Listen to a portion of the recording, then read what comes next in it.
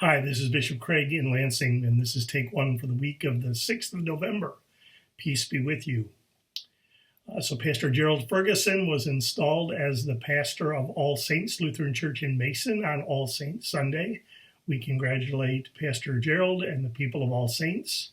Pastor Carolyn Hyder completed her ministry at Feast of Victory in Acme as she moves into retirement. We bless Pastor Carolyn and Dr. George as they move to this next chapter of their life. Pastor Anderson will be at Feast of Victory on Sunday the 13th. I will be preaching at Emmanuel in Allegan on the 11th, Friday for Veterans Day, and then Pastor Sprang will be enjoying some vacation on Sunday. So that's where we're all going to be. On Sunday the 13th, I fly out for a week. I will, I think, start and end in Washington, D.C., where I'm going to spend a week talking about preaching first to first call pastors in Region 8, and then to the West Virginia rostered leader event. So I'm excited to do that. It's all based on the new book, My Burden is Light, Making Room for Jesus in Preaching, which rostered ministers in our synod can sign up for to get for free, and which drops on January 10. Speaking of books, the other one, the one for lay people, You Are Witnesses of These Things, Sharing the Story of Jesus, which I wrote with Chelsea Satterley, has dropped. I'm supposed to get my first box of books today, so I'm very excited. We're going to be sending out some books to leaders throughout our synod to kind of help spread the word and help people take a look at it. So we're excited about that. We also plan on doing some workshops in the new year to help people read and learn how to teach the book. So I'm excited that our Corinthian correspondence class on Zoom that premieres in January with Dr. Walter Taylor, I'm told already has 26 registrants. So it's not too late to register. Someone says, what happens if it gets big? We will expand our Zoom capacity. And finally, Pastor Roseanne Anderson convened a group that is doing training that is called White People Working for Racial Justice with Justice League Collaborative, who did our Introduction to Social Justice class in the past year.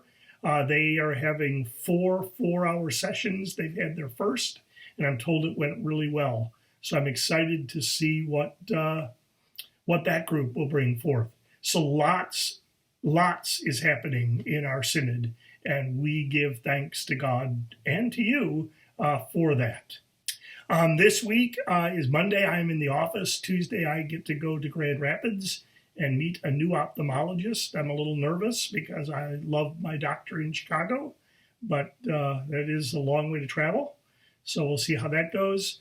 On Wednesday, we have a staff meeting, and then I am going to meet with the Women's Retreat from Hope in Plainville and talk about the liturgy as prayer, and I'm very excited to do that.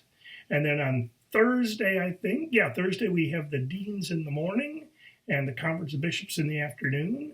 And then I think I get some time off to memorize lectures for next week. I'm going to offer, I think it comes down to 6 lectures and a sermon while I'm on the road next week. So I have some memory work to do there. So that is what I am doing this week. I would invite us all to spend time with the gospel reading for the 13th of November. I remember the good old days when we struggled with how to make this text, this reading, relevant. If you spend time with it, you'll see that it has become very relevant. They're admiring the temple, and Jesus says, you see these beautiful stones, they will all be torn down. Not one stone will be left upon another. And that was about the Jerusalem temple, which fell. When I gave my 5-minute speech in 2013 at the bishop's election, I used the text from Mark and said, I don't want to spend my life trying to prop up stones that God has destined to fall.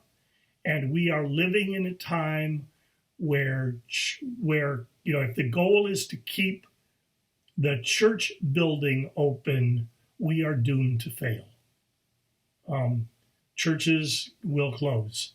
I read a study this week, and I know the UCC was involved in it, that argues that 75 to 100 congregations, religious congregations, shutter their doors every weekend, that 50% of all religious congregations, 50%, have less than 65 on a Sunday, and that 2/3 have less than 100. I think I've got that right. So, we all live in this world that God would never let our church close. God let the Jerusalem temple fall to the Romans. Churches are closing every week, and some of ours will be among them. So the question really is, are we more concerned with the building or with what goes on in the building? And what can we do to make sure that what goes on in the building, the proclamation of the gospel from a Lutheran perspective, and the administration of the sacraments and the gathering of God's people for growth in faith and service to the neighbor, how do we make sure that continues? And it's not going to be by maintaining all our buildings. So that piece is very, very relevant to us. Jesus also talks about rumors of wars, famines, earthquakes, nation rising against nation, and we see all of that going on in our world. Kind of a scary text for the Sunday after the midterm election. And I'm not predicting the end of the world, because Jesus says this is not the end of the world. What Jesus does say is many will come in my name and say, I am he. And I think what they're going to come and say is, here's the quick answer. If you just, then this will happen and all will be fine. And I don't believe that's true. I think we're on a lengthy journey here. And we may not get to see the new beginning. But that is the good news. Jesus promises us that not a hair on our heads will be harmed, and that there will be life, because Jesus always brings life. He calls these times an opportunity to testify. And he says, we will be hated for testifying in his name. We will be betrayed. In other words, we're going to deal with opposition as we try to be faithful. So we should not be surprised by that. We should not be surprised by that. And he says, don't worry about what you'll say, because he will give you the words and the wisdom that defy your opponents. I used to have preaching students that came into my office. I'm trying to teach them to preach, and what they're doing is quoting me these verses and saying, well, the Holy Spirit or Jesus should just give me the words. Well, Jesus gives us the words in the moment if we have intentionally laid the foundation of knowing Jesus and knowing what we believe about him and finding the words to say.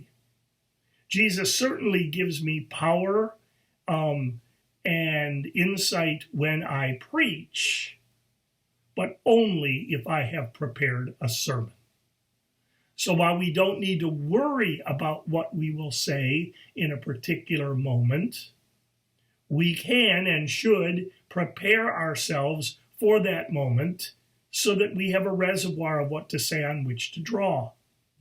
And that is why I am pushing that we all become comfortable and confident learning to testify to Jesus as witnesses, knowing the only thing we can do is share our experience of Jesus and what we believe about it, and we must leave the rest to Jesus and the Holy Spirit. So you're going to hear a lot about this from me, I'm afraid, in the coming weeks and months. But it is time that we, what do we do to grow our church? What do we do to save our church? We need to become comfortable and confident talking about Jesus. So we have developed a resource. It's available on Amazon. Sorry if it sounds like I'm hawking books, but someone once said of me that Satterley writes the books that the church needs, and that's what I've tried to do for us. So I hope you'll take a look, and I hope you'll begin to pray now about who is it that you would like to share the story of Jesus with. Because it is going to be some difficult times ahead, and we have good news. The last thing I would say to you is please vote. If you see this on Monday or Tuesday, please vote. And let's all, I'm talking to myself here too, let's all take a deep breath and say a prayer and pray for our nation. I'm Bishop Craig, and the phone is ringing, so peace be with you.